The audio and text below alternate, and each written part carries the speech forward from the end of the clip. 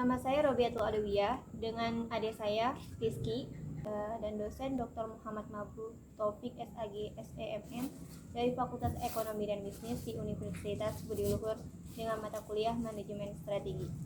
Pada bab ini, dengan topik ini dibahas tentang kepemimpinan strategi. Pemimpin dapat mempengaruhi efektivitas kinerja suatu organisasi dengan adanya pengaruh top eksekutif. Selain itu, terdapat salah satu teori kepemimpinan yang mempengaruhi efektivitas kinerja, yaitu flexible leadership. Flexible leadership teori sendiri dijelaskan bahwa suatu teori dapat mempengaruhi kemakmuran, kelangsungan hidup organisasi dengan meningkatkan efisiensi relasi antar karyawan, sumber daya manusia, dan adaptasi yang inovatif untuk mencapai kesuksesan dalam beradaptasi akan perubahan lingkungan organisasi yang ada. Perlu berpartisipasi terhadap ancaman dan peluang, serta bersedia melakukan suatu perubahan pada proses produk, pelayanan, atau persaingan dalam organisasi. Teori ini sendiri memiliki 4 macam konstruksi, yaitu kinerja organisasi atau efektivitas penentu kinerja, proses kepemimpinan, dan variabel situasional. Di dalam penentu kinerja, adaptasi terhadap lingkungan, efisiensi dan reliabilitas proses, serta relasi dan sumber daya manusia. Hal lain yang dapat mempengaruhi proses kinerja ialah kebutuhan untuk memiliki aspek fleksibilitas dan sikap adaptif. Di dalam kepemimpinan, seringkali adanya dampak mempengaruhi penentu kinerja, ialah keputusan dan aksi direncanakan untuk meningkatkan performa determinan pemimpin yang hanya memperhatikan atau terlalu fokus pada satu prediktor kinerja. Dapat mempengaruhi buruk pada prediktor kinerja yang lainnya, yang kemudian akan terjadinya kinerja organisasi yang lebih rendah. Contohnya, ketika CEO hanya fokus pada pemotong biaya operasional perusahaan dengan cara lebih banyak memperkerjakan pegawai part-time yang biayanya justru lebih murah. Namun pada nyatanya, karyawan yang part-time tersebut tidak terlalu kompeten yang akan berujung pada komplain dari pelanggan karena dipekerjakan tersebut memang kurang kompeten. Apa sih sebuah kepemimpinan strategi itu penting? Karena tujuan dari sebuah kepemimpinan strategi untuk mempersiapkan organisasi menghadapi apapun yang mungkin terjadi di masa depan, baik berupa resiko maupun tantangan dari masa lalu yang mungkin berulang kembali. Nah, kepemimpinan strategi itu diperlukan atau perlu dikembangkan karena kepemimpinan strategi merupakan syarat bagi sukses tidaknya strategi tersebut. Banyak organisasi yang kinerjanya buruk akibat tidak dipimpin dengan baik atau terlalu banyaknya aturan. Nah, kepemimpinan strategi itu sendiri adalah kemampuan untuk mengantisipasi, memberi inspirasi, mempertahankan reliabilitas, dan memberdayakan orang lain untuk menciptakan perubahan strategi yang diinginkan. Tantangan bagi seorang pemimpin mengarahkan komitmen semua orang dalam suatu perusahaan dan para stakeholder di luar perusahaan untuk meraih perubahan dan mengimplementasikan strategi yang dirumuskan. Pemimpin mengarahkan komitmen untuk mencapai perubahan dengan 3 aktivitas utama yang saling berkaitan, strategi intern, mengembangkan organisasi, dan membentuk budaya perusahaan. Untuk dapat mengembangkan organisasi perusahaan itu seperti apa?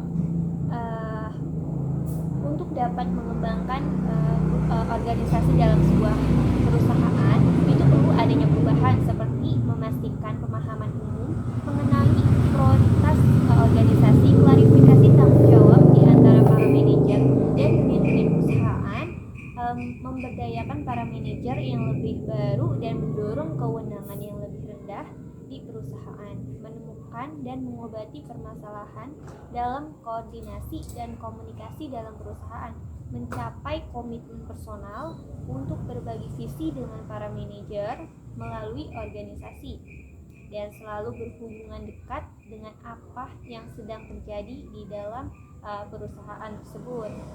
Nah, dengan para pelanggannya. Ada 4 macam karakter paling penting yang harus dimiliki oleh seorang pemimpin. Apa saja ya? Karakter seorang pemimpin harus memiliki sifat kejujuran, selalu memandang ke depan, mampu memberikan inspirasi kepada bawahannya, dan mampu menjalankan semua tugasnya dengan baik. Tingkat perubahan dan strategi itu dengan level perubahan ada leading, anticipating, reacting. Ya, betul banget. Leading dengan kejadian menciptakan teknologi dan produk baru, memasuki pasar baru, meningkatkan standar industri, melihat harapan konsumen, meningkatkan kecepatan siklus produk. Dengan strategi memaksa perusahaan untuk mengikuti antipasi kejadian dengan adanya globalisasi pasar, munculnya segmen pelanggan yang baru, dan munculnya pengetahuan dengan strategi identifikasi sumber daya yang dimilikinya. Nah, mengembangkan jalur pemasaran, menciptakan teknik baru, sedangkan reacting dengan pergerakan pesaing, kebijakan pemerintah baru, permintaan konsumen yang tidak diduga sebelumnya, dengan strategi mengeluarkan produk yang lebih baik, menciptakan pelayanan yang bermanfaat. Pada bab ini juga membahas tentang pengendalian strategi. Dalam pengendalian strategi terdapat 2 jenis sistem pendekatan tradisional atau didasarkan pada pendekatan umpan balik. Strategi sasaran dan tujuan organisasi hanya sedikit berubah atau bahkan tidak ada perubahan sama sekali sampai batas waktu yang ditentukan. Pendekatan kontemporer atau menekankan pada kepentingan evaluasi lingkungan atau internal dan eksternal terhadap tren dan kejadian penting yang memberikan sinyal terhadap pentingnya melakukan modifikasi strategi, sasaran, dan tujuan organisasi agar sistem pengendalian kontemporer efektif. Nah, harus fokus pada informasi yang terus berubah yang dapat diidentifikasi oleh manajer puncak sehingga mempunyai arti strategi yang penting. Informasi harus cukup penting untuk dapat menarik perhatian manajer operasi pada semua tingkatan organisasi secara rutin dan terus-menerus. Data informasi yang dihasilkan oleh sistem pengendalian kontemporer adalah katalis kunci bagi perdebatan tentang data, asumsi, dan rencana aksi yang dilakukan terus-menerus. Implementasi strategi yang efektif membutuhkan 3 kunci pengendalian budaya, penghargaan, dan batas organisasi. Pendekatan tradisional menekankan pada batas dan kendala organisasi, sedangkan pendekatan kontemporer pengendalian keseimbangan antara 3 kunci pengendalian budaya organisasi adalah suatu sistem nilai dan kepercayaan yang membentuk karyawan, struktur organisasi, dan sistem pengendalian perusahaan untuk memproduksi norma-norma keyakinan. Budaya mengatur suatu batasan dan implisit, yaitu aturan-aturan tidak tertulis dari pelaku yang diperbolehkan. Budaya organisasi lebih bersifat organis daripada mekanis. Budaya tidak dapat dibangun atau dirakit, tetapi harus dibudidayakan, diusahakan, dan dikembangbiakan.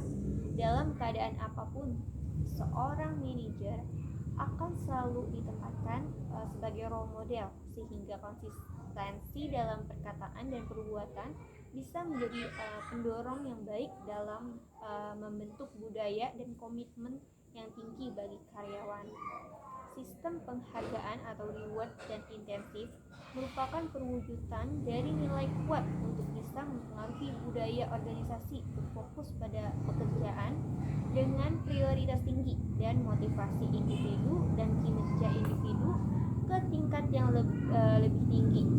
Apakah dalam sebuah perusahaan itu ada batasan untuk memberi penghargaan karyawannya?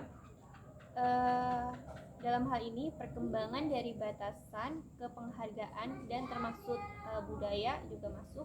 Organisasi mempersediakan suatu sistem penghargaan dan intensif digabung dengan budaya yang kuat, sehingga hambatan dapat diinternalisasi, dapat dicapai dengan mempekerjakan akan yang tepat yang telah mempunyai nilai dominan yang diinginkan perusahaan, dan konsisten dengan nilai-nilai tersebut, memberikan pelatihan dan melakukan indoktrinasi pentingnya panutan dalam pihak manajemen.